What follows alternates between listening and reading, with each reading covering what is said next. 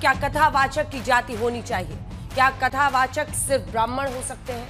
ये सवाल उत्तर प्रदेश के इटावा के एक मामले से उठा है और जाति की सियासत का एक बड़ा मुद्दा उत्तर प्रदेश में बनता जा रहा है, क्योंकि समाजवादी पार्टी के अध्यक्ष अखिलेश यादव ने इसे पीडीए यानी पिछड़ा दलित अल्पसंख्यक के अधिकार से जोड़ दिया है। इटावा में यादव समाज से आने वाले 2 कथावाचकों की पिटाई की खबर आपने देखी होगी। हालांकि उनके ऊपर खुद की जाति ब्राह्मण बताने का धोखा देने की भी एफआईआर दर्ज हुई है। सवाल यह है कि क्या एक व्यक्तिगत मामले को सियासत में उलझाकर जातिगत लड़ाई की कोशिश हुई है ताकि हिंदुओं को बांटा जा सके? हम आपको दिखाएंगे। ये जो शख्स है जिसकी पिटाई हुई है, इसके 2 आधार कार्ड हैं, एक असली और एक फर्जी। तो फिर क्या ये अपराध का, ये क्राइम का मामला नहीं होता है? ये उसके 2 आधार कार्ड है जो उसने अलग अलग नाम से बनाए थे। ऐसे में सवाल ये उठ रहा है कि जाति के आधार पर इस पूरे मुद्दे को कौन सुलझाने की कोशिश कर रहा है? क्या ये वाकई अधिकार का मसला है, भेदभाव का मसला है? ब्राह्मण यादव के खांचे कथा कौन बाचे, यही है हल्ला बोल का विषय। लेकिन पहले ये रिपोर्ट। उत्तर प्रदेश के इटावा में मारपीट के इस वायरल वीडियो पर ऐसी सियासत शुरू हुई है कि जिस देश में 600 बरस पहले कबीर की वाणी लगभग सबने स्वीकार की हो, जात न पूछो साधु की, पूछ लीजिए ज्ञान, वहां कथावाचक की जाति का नया हंगामा खड़ा हो गया है। भगवान की कथा कौन कह सकता है? अखिलेश यादव ने सवाल उठाया है कि क्या पीडीए यानी पिछड़ा दलित अल्पसंख्यक समाज से आने वाला व्यक्ति कथा नहीं कह सकता? इस पूरी राजनीति पर आगे बढ़ें उससे पहले मामला समझ लीजिए। आरोपों के मुताबिक इटावा के दादरपुर गांव में कथावाचक के तौर पर गए मुकुटमणि और संत कुमार की पिटाई और उनके साथ बदसलूकी सिर्फ इसलिए हुई क्योंकि वो ब्राह्मण नहीं है। मुकुट और संत की पिटाई का वीडियो वायरल हुआ।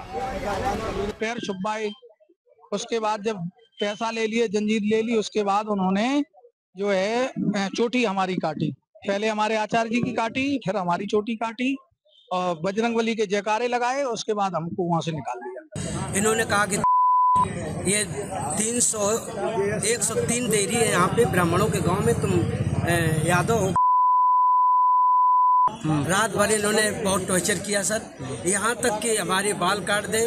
और जो परीक्षित बना था, परीक्षित के मैडम से इन्होंने मूत्र, बोले भाभी आप अपना मूत्र ले आओ, उसे मूत्र से हमारे ऊपर छिड़का इन्होंने। बोले ये अब पवित्र हो गए, ब्राह्मण के मूत्र तुम्हारे ऊपर पड़ गया, अब तुम पवित्र हो गए।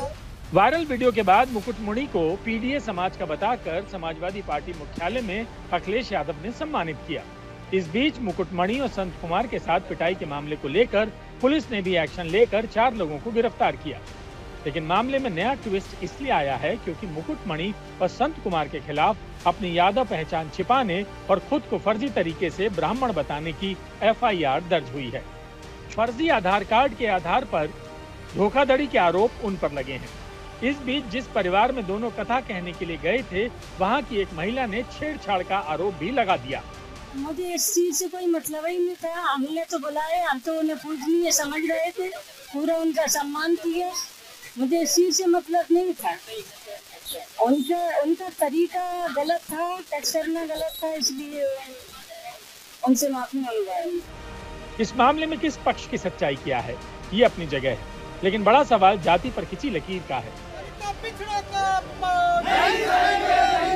एक और पश्चिमी यूपी से लेकर पूर्वी यूपी तक ब्राह्मण बनाम पिछड़ा की तलवारें खींची हैं। सनातन धर्म जिंदाबाद, जिंदाबाद, जिंदाबाद, ब्राह्मणों का अपमान नहीं सहेंगे, नहीं सहेंगे। तो इसे अखिलेश यादव अपनी पीडीए की सियासत तक खींच लाए हैं।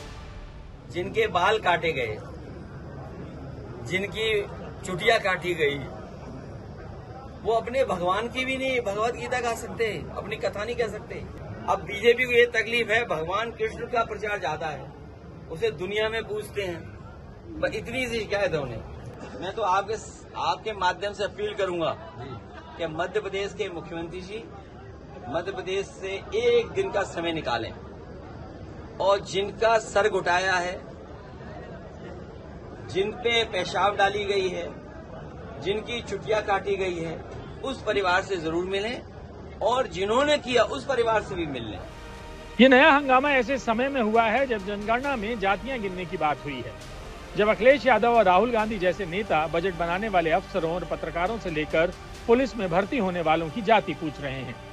इटावा मामले पर मचे हंगामे के बीच योगी आदित्यनाथ का सीधा आरोप है कि जाति संघर्ष पैदा करने की कोशिश हो रही है। ये वही आदित्यनाथ हैं जिन्होंने हिंदुओं के लिए बटेंगे तो कटेंगे की लकीर खींची है। जब भी जाति के नाम पर, क्षेत्र के नाम पर, भाषा के नाम पर बंटे हैं तो निर्ममता से कटे भी हैं। इटावा कथावाचक मामले पर छिड़ी बहस के बीच ये भी एक तथ्य है कि उमा भारती जैसे पिछड़े समाज से आने वाले कई सफल व्यक्तित्व हैं जिनके लिए उनकी जाति, कथा, साधुत्व और संन्यास में आड़े नहीं आई। लेकिन इटावा मामले को लेकर ही ज्योतिष पीठ के शंकराचार्य स्वामी स्वरूपानंद ने ये कहकर एक पक्ष खड़ा किया है कि कथा कह सुन तो कोई भी सकता है, लेकिन व्यास पीठ पर ब्राह्मण ही बैठेगा। सार्वजनिक रूप से कोई कथा होती है तो उसमें ब्राह्मण वक्ता व्यासासन पर बैठता है। हमारे साथ इस वक्त जुड़ गए हैं स्वामी अविमुक्तेश्वरानंद जी, शंकराचार्य जी। मेरा पहला प्रश्न आपसे यही है शंकराचार्य जी कि आपने कहा है कि कथा कोई भी बोल सुन सकता है, लेकिन व्यास पीठ पर सिर्फ ब्राह्मण को ही बैठना चाहिए। अब कई लोग इस बात को चैलेंज कर रहे हैं कि दुनिया बहुत आगे जा चुकी है, अब हम ये उम्मीद तो रखते नहीं है कि सिर्फ क्षत्रिय ही जाएगा युद्ध करने के लिए। आज हर धर्म के लोग जाते हैं, हर जाति के लोग जाते हैं। बाल काटने नाई का काम है तो वो भी किसी एक जाति से अब जुड़ा नहीं है। तो जो पूरी वर्ण व्यवस्था थी उसमें बहुत बदलाव आए हैं। ऐसे में सिर्फ ब्राह्मण ही कथावाचक क्यों बनना चाहिए? सर, ये मनु महाराज की स्मृति में आरक्षण बताया गया था और उस आरक्षण का उद्देश्य यही था कि पूरा का पूरा जो समाज है वो अपनी जीविका के बारे में निश्चिंत रहे। ब्राह्मण के लिए अगर अध्ययन, अध्यापन आदि, कथा प्रवचन आदि आरक्षित किए गए थे तो इसका मतलब था कि ब्राह्मण दूसरे कामों में नहीं जाएगा। अब जब ब्राह्मण सब कामों में जा रहा है तो क्षत्रिय भी सब काम में जाएगा, वैश्य भी सब काम में जाएगा, शूद्र भी सब काम में जाएगा। तो इसलिए ऐसी परिस्थितियां निर्मित हो गई हैं। हमने जो बात कही वो हमारे शास्त्र की कही, हमारी परंपराओं की कही, आज भी उनको समाज में स्वीकार्यता है और उसी आधार पर हमने कहा।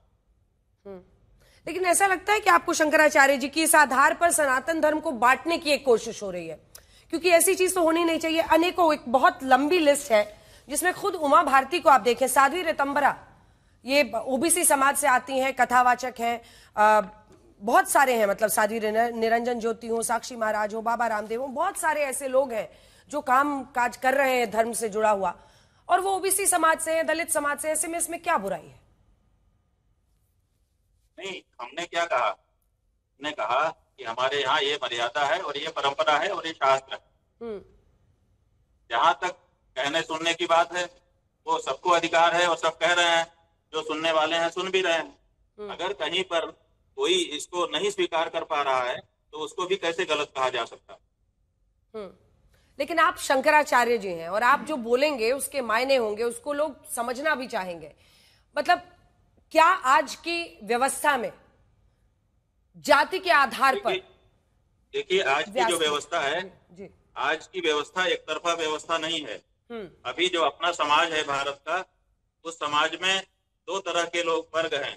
एक लोग वर्णाश्रम व्यवस्था को मान करके चल रहे हैं और दूसरे लोग हैं जो वर्णाश्रम को नहीं मानना चाहते। अभी एक तरफा व्यवस्था नहीं हुई है कि सब लोग वर्णाश्रम के मानने वाले ही हो या सब वर्णाश्रम के विरोधी ही हो। अभी ऐसी परिस्थिति भारत में नहीं हुई है।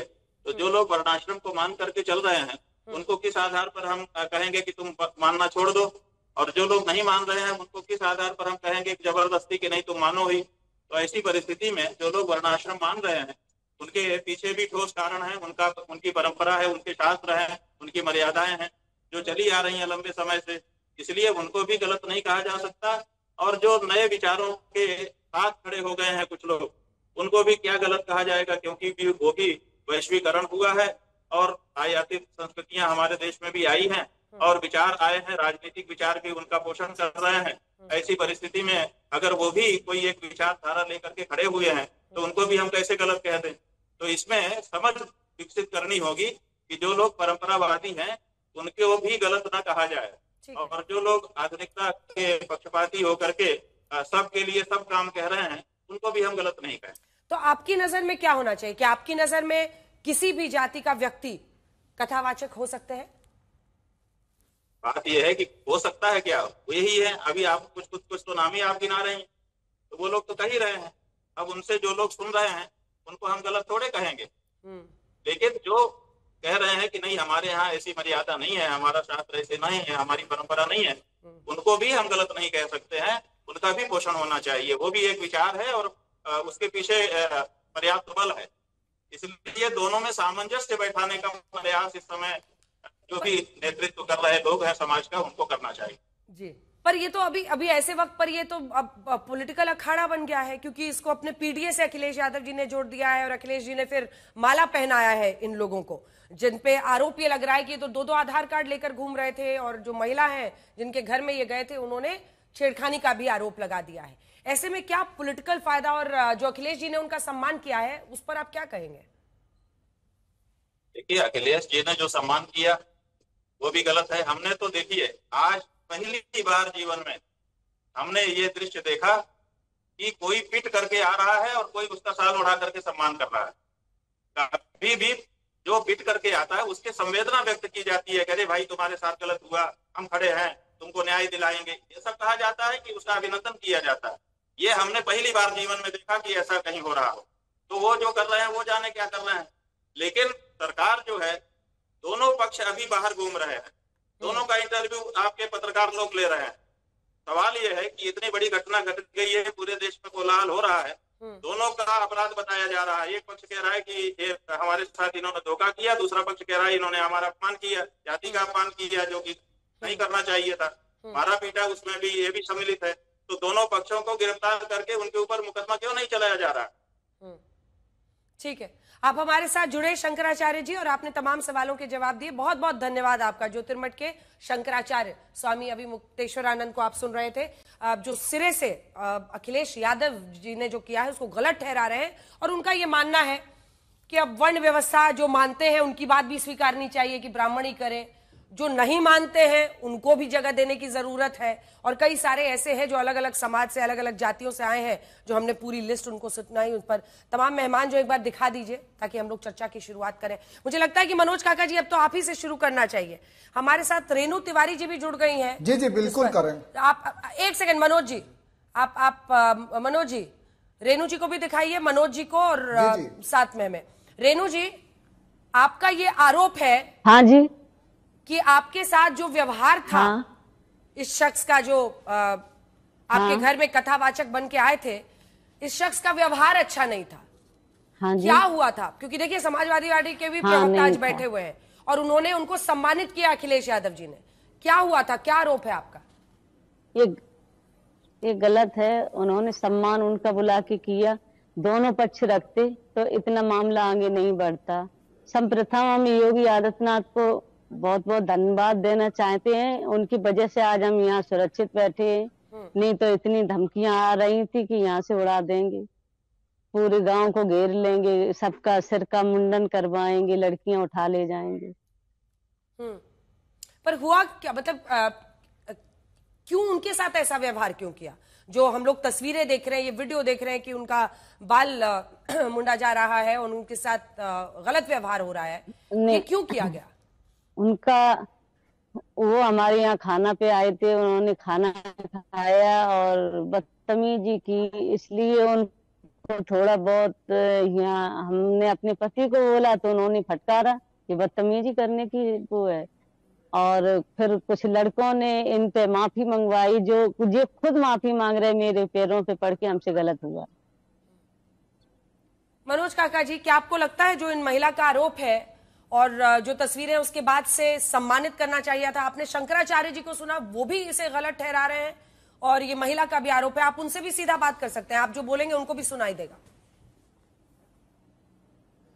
नहीं, मैं बात करने तो इस मंच पे आपसे आया हूं, आपके संस्थान से आया हूं। बिल्कुल आपके जो सवाल होंगे अंजना जी उसका जवाब दिया जाएगा। पहले तो मैं शंकराचार्य जी के बात से शुरू कर रहा हूं। शंकराचार्य जी को यह बखूबी समझ लेना चाहिए और मुक्तेश्वरानंद जी को कि यह देश किसी वेद पुराण और किसी तरह के धार्मिक ग्रंथ से नहीं चल रहा है, यह देश संविधान से चल रहा है और संविधान के प्रस्तावना में ही संविधान का प्रस्तावना उद्देशिका है, जिसको हमारे देश के आज सर्वोच्च न्यायालय के मुख्य न्यायाधीश ने भी आज ये कहा है कि उसमें किसी तरह का बदलाव भारत के लिए और देश के लिए ठीक नहीं है और वो उसको सभी को स्वीकारना चाहिए। तो ये देश संविधान से चल रहा है और संविधान के प्रस्तावना में ही लिखा है कि हम सभी नागरिकों को अपने धर्म और उपासना की पूरी स्वतंत्रता है। तो पहले तो उनकी बात ही गलत थी, वो मनुस्मृति से चलाना चाह रहे हैं देश। क्या आप ये मानते हैं कि ये देश मनुस्मृति से चलेगा अंजना जी? ये देश संविधान से चल रहा, जिस संविधान को हम 26 नवंबर 1949 को अंगीकृत किए और 26 जनवरी 1950 को लागू किए, उससे चल रहा। जो आपके मंच पर दिख रहा है, ये सारों वही लोग हैं जो संविधान को नहीं मानने वाले लोग हैं, जो मनुवाद को मानने वाले हैं। वो तो चाहते ही हैं कि वर्ण व्यवस्था बनी रहे, वो चाहते ही हैं कि उनका श्रेष्ठता और उनका जो है वर्चस्ववादी प्रभुत्ववादी सामंती व्यवहार बना रहे। 5% लोग वो चाहते हैं कि वो पूरे देश के 90% लोगों का शोषण करें और 90% तबका उनका पूजा करे, उनके हर गलत सही कृत्यों का जो पशुवत कृत्य उन्होंने करा। ये दुनिया में जहां नस्ली व्यवहार भी होता होगा अंजना जी, वहां भी किसी के मूत्र से किसी मानव जाति को शुद्ध करने का अगर कुकृत्य का अगर कोई साधु, अगर कोई संत, कोई शंकराचार्य अगर समर्थन कर रहा है, तो मैं समझता हूं कि इससे गिरा हुआ और इससे अमानवीय विचारधारा का समर्थन नहीं होगा। हमारे नेता ने क्या करा? मनोज जी को भी जब वो कौन सी मजबूरी है जिसकी वजह से आप एक पक्ष तो सुनने को तैयार है और कोई भी इसे सही नहीं ठहरा सकता। कानून अपने हाथ में लेकर ये देश में किसी को इजाजत नहीं मिल सकती कि वो किसी भी व्यक्ति के साथ दुर्व्यवहार करे, बाल काटे, उसका सार्वजनिक अपमान करे। लेकिन इस महिला की बात आपके कानों तक भी नहीं पहुंची या आप उसको एड्रेस ही नहीं करना चाहते हैं? अरे कौन सी मजबूरी है? मेरे कानों तक मैं तो समझ रहा हूं कि आपकी कौन सी मजबूरी है कि आप इस महिला को के हम कब नहीं साथ हैं। हम तो कह रहे हैं कि उत्तर प्रदेश में सबसे ज्यादा माताओं बहनों का बलात्कार हो रहा है, सबसे ज्यादा रेप हो रहा है। कौन सी आवाज हम लोगों ने नहीं उठाई? अगर इस मां के साथ भी गलत हुआ है तो उन्हें कड़ी से कड़ी सजा दी जानी चाहिए कि क्या उनके ऊपर मूत्र छिड़का जाएगा, उनकी चोटियां काटी जाएगी? मनोज जी अच्छा कि आपने गलत लाइन पे निकले थे लेकिन तुरंत पलट गए, क्योंकि आपको भी पता है कि मैंने सारे पक्ष यहाँ पर इकट्ठा किए हैं। एक तरफा नहीं, गलत लाइन पे निकले थे आप। आपकी क्या मजबूरी है? क्या बोल रहे थे आप? क्या बोल रहे थे मनोज जी? बेटी के साथ हमने हर पक्ष को रखा है। बेटी के साथ हम लोग नहीं खड़े रहे? हर पक्ष क्या को एक ब्राह्मण बेटी के साथ ही कानपुर में बर्बरता हुई, हम लोग नहीं खड़े रहे? उत्तर प्रदेश में किस बेटी के साथ बर्बरता होती है और हम लोग नहीं खड़े रहते? समाजवादी पार्टी के नेता इस दुनिया में सबसे बड़े संवेदनाओं के महासागर है, वो हर पीड़ित के पक्ष में खड़ा होना चाहते हैं। बाकी लोग यहाँ पर दर्शक बनने के लिए नहीं आए हैं, वो भी बोलेंगे, तो थोड़ा सा पूर्ण विराम दीजिए। आपका पूरा सम्मान है मनोज जी, आपका पूरा सम्मान है, ठीक है। लेकिन यहाँ भी एक महिला बैठी है और वो भी एक बात कह रही है, कम से कम उस पर आपको रिस्पॉन्ड करना चाहिए था, आपने रिस्पॉन्ड नहीं किया। हम तो सिर्फ सब पक्षों को सामने रखना चाहते हैं, क्योंकि पुलिस 2 आधार कार्ड दिखा रही है ना, दोनों आधार कार्ड दिखाई। मैं कह तो रहा हूं, दोनों आधार कार्ड दिखाई। कोई अपराध करा है तो पुलिस को पूरी स्वतंत्रता है, जो बहन माँ है इनको, लेकिन इसको जाति का चोला पहनाकर आवाज नहीं चाहिए। जाति का चोला पहनाकर अन्य मेहमानों के पास जाने, जाति का चोला पहनाकर इसको अपने रंग में रंगने से भी ठीक नहीं होगा। ओपी राजभर जी हमारे साथ जुड़े हैं, उसके बाद हम अवधेश यादव जी भी हमारे साथ जुड़े हैं, उनके पास जाएंगे, जो कि अध्यक्ष हैं यादव परिषद के, विश्व यादव परिषद के। ओपी राजभर जी, आपको मैंने सुना कहीं पर आप कह रहे हैं कि कथावाचक तो ब्राह्मण ही होना चाहिए। क्यों भाई, क्या आधार है इस बात का? नहीं, देखिए, पहली बात तो पहले दिन की जो घटना है उस घटना की हम निंदा करते हैं, क्योंकि देश में कानून का राज है, कानून के दायरे में वो जाना चाहिए। अगर कानून, थाना, तहसील, कचहरी, डीएम, एसपी अगर बात नहीं सुनते तब दूसरा कदम उठाने की बात आती। यहाँ 24 घंटे के अंदर अपराधी, उसके खिलाफ कार्रवाई हो रही है, गिरफ्तार हो रहा है, या तो वो जेल जा रहा है, उसके खिलाफ कार्रवाई हो रही है। रही बात कि जब 2-2 आधार कार्ड, जो सामने बातें आ रही हैं, एक व्यक्ति 2-2 आधार कार्ड बना ले तो खुद वो 420 के दायरे में आ जाता है कि एक व्यक्ति 2 आधार कार्ड क्यों बनाया है। और जो सवाल आपने हमसे किया, देखिए, इस देश में कटु सत्य है कि जब इस देश में जाति बनी तो जातियों को काम दिया गया। जैसे ब्राह्मण को दान लेना, पूजा पाठ करना, क्षत्रिय को सुरक्षा का, यादव को भैंस रखने का, दूध धोने का, मौर्य को दिया गया मुरई भंटा साग पैदा करने का, प्रजापति को मिट्टी का बर्तन बनाने का, विश्वकर्मा को हंसुआ खुरपी कुदार बनाने का, ये कनौजिया को दिया गया कि भाई कपड़ा धोने का। इस तरह सबको काम मिला। लेकिन धीरे धीरे धीरे धीरे वो काम आज भी, मैं दावे के साथ कहता हूं, आज भी लोग बड़े पैमाने पर जन्म से लेकर के, नाम रखने से लेके मृत्यु तक, वहां की उसके क्रियाक्रम तक भी अंतिम वही प्रक्रिया में लोग आ रहे हैं जो पहले की जातियों के आधार पे जो काम दिए गए हैं। इसको नकारा नहीं जा सकता, बड़े पैमाने पर लोग कर रहे हैं। तो सब बदल गया है ना राजभर जी, ठीक है, अलग अलग डॉक्टर आजकल तो सब बदल गया है ना, आजकल तो सब बदल गया है। खाली अगर आप सोचे, कल्पना कीजिए कि जो लोग बैठे, जो लोग कि खाली क्षत्रिय युद्ध लड़ने जाएगा। जी, मैं पूछ रहा हूं जो लोग चर्चा कर रहे हैं उनके नहीं, मैं पूछ रहा हूं जो उनके चर्चा कर रहे हैं उनसे पूछिए जरा कि क्या उनके बेटे की शादी में ब्राह्मण नहीं जाता है? जब उनके घर कोई बच्चा पैदा होता है तो नामकरण के लिए कहां जाते हैं, किसके दरवाजे जाते हैं?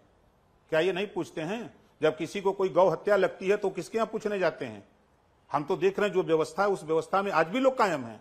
और बाबा साहब डॉक्टर अम्बेडकर जी ने जो व्यवस्था दी है संविधान के दायरे में, संविधान में व्यवस्था है कि सबको अधिकार है, जो शिक्षित हो गया, जो पढ़ लिख लिया, जिस चीज का पारंगत हो गया वो कर सकता है। लेकिन जो व्यवस्था है उस पुरानी व्यवस्था को आज भी लोग कायम किए हुए हैं। जो लोग लच्छेदार भाषण दे रहे हैं, लोग बोल रहे हैं ना, आज वो लोग भी, उनके समाज के लोग, उनके परिवार के लोग आज भी मान रहे हैं। आज भी चले जाइए महिलाओं के बीच में, हम तो कहते हैं जो लोग इस बात को कह रहे हैं उनके घर जरा अपने पत्नी से, अपने माँ से, अपनी बहन से ही खाली पूछ लें कि भाई जो ये व्यवस्था है नामकरण का, जो शादी विवाह में कौन जाता है? ठीक है, जब पूछेंगे तब न पता लगेगा, खाली हवा में बतिया देना है अलग बात है भाई। ठीक है, बहुत धन्यवाद आपका ओम प्रकाश राजभर जी। जल्दी से इस पर आप विनोद बंसल जी जवाब देना चाह रहे थे, आपसे शुरू करते हैं। वो कह रहे हैं कि अब ऐसे वक्त पर तो आपको जब मतलब नाम रखना हो, घर में पूजा पाठ हो, तब तो आप पंडित को ही बुलाते हैं, ब्राह्मण? ऐसा नहीं, ब्राह्मण को बुलाते हैं, लेकिन जाति का ब्राह्मण होना जरूरी नहीं है, कर्म का ब्राह्मण होना चाहिए। अब देखिए मैं प्रैक्टिकल एग्जाम्पल बताता हूँ। मेरा नाम विनोद है, मेरा जन्म वैश्य परिवार में हुआ और मैं नौकरी करता हूँ, मैं अपना को शूद्र मानता हूँ। मेरी पत्नी जो वेदों का उपनिषदों का काम करती है, दर्शनों में आचार्य है, और वो रोजाना ये वैदिक काम कर, जितने काम आपने गिनाए हैं वो सब सारे काम वो खुद करती है, लेकिन जन्म उसका वैश्य परिवार में हुआ तो ब्राह्मण ही बोली जाएगी। ये तो देखिए वर्ण व्यवस्था थी जिसको बाद में कालांतर में जाति व्यवस्था में कन्वर्ट कर दिया गया। ये तो आप बहुत ही मतलब दार्शनिक वाली जो आदर्श व्यवस्था। एक सेकंड, मुझे किसी को बुलाना है अभी अपने पूजा के लिए घर में, तो पहले से जो तय है ना, वैसे कैसे करूंगी कि भाई ये कर्म से पंडित है कि नहीं है, कहां से कौन सा टेस्ट नहीं है ना जी। देखिए अगर दर्शन में आचार्य नहीं, मेरी बात सुनिए ना, मैं प्रैक्टिकल बात बता रहा हूँ, मैं कोई हाइपोथेटिकल बात नहीं कर रहा। मैं ऐसे बहुत सारे लोगों को जानता हूं, बहुत सारे ऐसे आचार्यों को जानता हूं जिनकी जाति मुझे आज तक नहीं पता। अभी आचार्य जी जब मिले थे मेरे को, कभी स्टूडियो मिले, पूज्य संत मिले थे, ये आते के साथ ही मैंने इनको प्रणाम किया। मैंने इनसे जाति तो नहीं पूछी, ऐसा इसलिए प्रणाम नहीं किया कि ब्राह्मण है, नहीं मुझे नहीं पता ये इनकी जाति क्या है, मैं जाति के आधार पर प्रणाम नहीं किया इनको। तो किस आधार पे? मैंने इनको एक भगवा वस्त्र के आधार पर प्रणाम किया, इनके सामने आचार्य लिखा हुआ, कपड़े से पहचानना होगा। सुनिए देखिए ये आचार्य लिखा हुआ तो इनके नाम क्या है, कपड़े से पहचान ले कि जो ऐसा भगवा पहन के आ जाएगा वही है। निस्संदेह देखिए कपड़ों से तो पहचान। बोलिए। ये तो हमारे यहाँ कहा गया, जन्मना जायते शूद्र संस्कारा द्विजुच्यते, जन्म से हम सभी कोई शूद्र हैं। जैसी यज्ञोपवीत का संस्कार होता है तो उसको द्विज की उपाधि दी जाती है। वेद पाठित भवेद विप्रा, जब वह वेद का पाठ पढ़ लेता है गुरुकुल में जाकर के तो उसको विप्र की उपाधि दी जाती है। और ब्रह्म जानेति ब्राह्मणा, जब उसके अंदर ब्रह्म का ज्ञान आता है तब वह ब्राह्मण होता है। अभी आपने कहा कि हम कैसे माने कि ब्राह्मण ही कथा कर सकता है और दूसरा कोई नहीं कर सकता, क्यों? क्योंकि हम लोग वक्तव्य को नहीं मानते लेकिन लिखित को मानते हैं। जिस श्रीमद् भागवत महापुराण को वहां वाचा जा रहा था, उसी श्रीमद् भागवत महापुराण में जब आप महात्म्य पढ़ेंगे तो 6ठे अध्याय के 20वें श्लोक में दिया गया है कि कथा वक्ता किस प्रकार होना चाहिए। व्यासाय विष्णु रूपाय, कोई वहां यादव कोई ब्राह्मण नहीं होता, वह साक्षात विष्णु का स्वरूप होता है। और उसी में कहा गया नारायणम नमस्कृत्य नरम चैव नरोत्तमम देवीम सरस्वतीम व्यासम ततो जयमुदीरयेत्, साक्षात सरस्वती का वरद पुत्र व्यास पुत्र बैठता है वहां पे। और ये जो श्लोक है, एक सेकंड, वह श्लोक है, विरक्तो वैष्णवो विप्रो वेद शास्त्र विशुद्ध कृत दृष्टांत कुशलो धीरो वक्ता कार्योत निष्प्रह, यानी भागवत का वक्ता जो व्यासपीठ पर बैठे, ये मैं नहीं कह रहा हूं, ये मेरा शास्त्र कह रहा है। इसको अखिलेश यादव को भी देखना चाहिए और जो कटाक्ष कर रहे हैं उनको भी देखना चाहिए। ये 20वां श्लोक है। कैसा होना चाहिए? विरक्त होना चाहिए, वैष्णव होना चाहिए और साथ में ब्राह्मण होना चाहिए, जिसके अंदर वेदों का, शास्त्रों का ज्ञान हो और त्रिकाल संध्या करने वाला हो। विप्रो वृक्षस्य मूलम च गायत्री। अभी राजकुमार जी ने कहा ब्राह्मणों से मुखमासित बाहु राजन्य कृता उरु तदस्य यदवैश्या पदव्यागुम शूद्रो अजायता। तो ब्राह्मण सिर्फ नाम से नहीं होता है, उसके अंदर ब्रह्म ज्ञान होता है, तब वह व्यासपीठ पर बैठने का अधिकारी होता है। मंत्र राजूदास इस बार रुक जाइए सब प्लीज, एक एक बार बोलने दीजिए, इतने लोग हैं प्लीज। महंत राजूदास जी सही कह रहे हैं कि नहीं धर्मगुरु जी? देखिए, पहले तो आभार व्यक्त करता हूं, बहुत ही ये गंभीर विषय है और देश में जिस प्रकार से एक जातिगत धार्मिक रंग देकर एक उन्माद फैलाया जा रहा है, ये दुर्भाग्यपूर्ण है। इसका पुरजोर विरोध करते हैं, निंदा करते हैं। जो वहां घटना घटी, जिस प्रकार से मुंडन करना, चोटी काटना, बेइज्जत करना, ये भी कहीं नहीं होना चाहिए। देखिए, जगतगुरु रामानंदाचार्य भगवान ने कहा है कि जात पात पूछे ना कोई, हरि को भजे से हरि का हुई। हमारे वेद पुराण शास्त्र उपनिषद में सबको धार्मिक स्वतंत्रता है। जैसे अभी तमाम राजनीतिक दल के लोग बैठे थे, कहा कि संविधान ने ये अधिकार दिया, संविधान ने वो अधिकार दिया। समय समय पर धार्मिक ग्रंथ से भी देश चला। समय जब था, जब मानव संरचना हुई तो मनु महाराज के द्वारा, मनुस्मृति के द्वारा चला, चारों वेदों के द्वारा चला, शास्त्रों के द्वारा चला, कुरानों के द्वारा चला, बाइबिल के द्वारा चला। तो कहां आज संविधान के द्वारा देश चल रहा है। लेकिन जिस प्रकार से एक वातावरण क्रिएट किया जा रहा है, एक तरफ तो कोई ब्राह्मण को गाली दे रहा है, दूसरे तरफ तो कोई यादव को गाली दे रहा है, ये तो नहीं चलने वाला, ये तो नहीं चलेगा। सनातन पद्धति में सीधे तौर पे कहा गया धर्म की जय हो, धर्म का नाश हो, प्राणियों में सद्भाव हो, विश्व का कल्याण हो। जो सनातन पद्धति, सनातन संस्कृति विश्व को अपना परिवार मानता है, पूरे विश्व को कुटुंब मानता है, उसमें इस प्रकार से डिबेट तो होनी नहीं चाहिए। गलती वहां पर हुई। पहली बात, इस प्रकार से वो जो आचार्य थे उनके साथ अभद्रता नहीं होनी चाहिए। दूसरी गलती यह हुई कि आचार्य को भी ब्राह्मण नहीं बनना चाहिए था। गर्व से कहिए, हम यादव वंश के हैं, यादव हैं, हम कथा करने जा रहे हैं, हम कथा करें। तो कहने का भाव सिर्फ यही है हमारा, इस प्रकार से जो है वो जाति छुपाकर, लेकिन धर्म थोड़ी संविधान से चलेगा। धर्म तो धर्म उनको नहीं करना चाहिए था। या धर्म की व्याख्या भी संविधान भी बैठी हुई है, उनकी बात सुनकर आप जो कहते हैं वो क्या बोल रहे थे, इससे कथा व्यासपीठ से कोई मतलब नहीं। जिस प्रकार से व्यासपीठ अलग चीज है। अखिलेश यादव जी ने सम्मानित करने का काम किया, संन्यास किसी को भी हो सकता है। संन्यास करना चाहिए ना। पुराण का संबंध शास्त्रों के साथ में है, वेदों के साथ में है। जो स्मृतियां हैं, देखिए संविधान तो अभी 1950 में बना, लेकिन जो शास्त्र है इससे पहले भी देश चलता था, इससे पहले भी दुनिया चलती थी। तब कैसे चलती थी? तब संविधान कहाँ था? तब संविधान स्मृतियां थी। जो 21 स्मृतियां हैं, भारत का वास्तविक संविधान वही है। ठीक है, ठीक है। आज जो आप संविधान अवधेश में साजिब लौट रही हूँ, मैं लौट रही हूँ। 3-4 लोग अभी तक बोल भी नहीं पाए। अवधेश जी आपके पास आते हुए, देखिए जो ये कंप्लेंट था उस पर 4 लोगों की गिरफ्तारी भी हुई है, लेकिन ये मामला क्राइम का है। आधार कार्ड 2-2 बनाकर लोगों को चीट करना, अपना एक आइडेंटिटी अपनी रखना और एक ब्राह्मण का भी आइडेंटिटी बनाने ना, लोगों की आंखों में धूल झोंकने के लिए था। कोई भी सही नहीं ठहरा सकता। जो भी उनके साथ हुआ है ऐसा कानून के खिलाफ है, उन पर तो कार्रवाई हो रही है, लेकिन इसकी वजह से पूरी जाति का कि यादवों पर ये हमला हो गया, ये इस तरह का रंग देना सही है क्या? नीना जी, मैं इतना कहूंगा कि सबसे पहले तो मैंने सभी लोगों की बातें सुनी और जगत गुरु शंकराचार्य की बातें सुनी। आज जिसके पास ज्ञान होगा वही कथा सुनाएगा। संविधान का राज है, कोई सामंतवाद का राज नहीं है, कोई मनुस्मृति का राज नहीं है। तो जिसके पास ज्ञान होगा वो कथा सुनाएगा। और रही बात वहां पर इटावा में कथा सुनाने के लिए गए हुए हमारे संत राम यादव जी, मुकुटमणि शास्त्री जी, श्याम जी, वहां पर जो ये लोग गए थे पहले ये जिस दिन गए, इनको किसी के माध्यम से बुकिंग कराई गई कि आपको कथा करना है, और कथा जब वहां ये पहुंचे तो उसके बाद इनका जिस प्रकार से कथा व्यास का गद्दी में बैठने वाले का संस्कार सेवा किया जाता है, उस प्रकार सारे परिवार वालों ने इनका सेवा किया। कथा एक दिन स्टार्ट हुई, उसके पश्चात शाम को पता लगा जी आपकी आईडी में प्रॉब्लम है, आप इस जात के हैं, आप उस जात के हैं। तो इनके पहले बात तो इनकी नीयत सही नहीं थी। इन लोगों को एक बार दिखा दीजिए उनको, उनकी जो पत्नी है साथ में दिखा दीजिए मुझे बीच में करके। हाँ ठीक है ठीक है।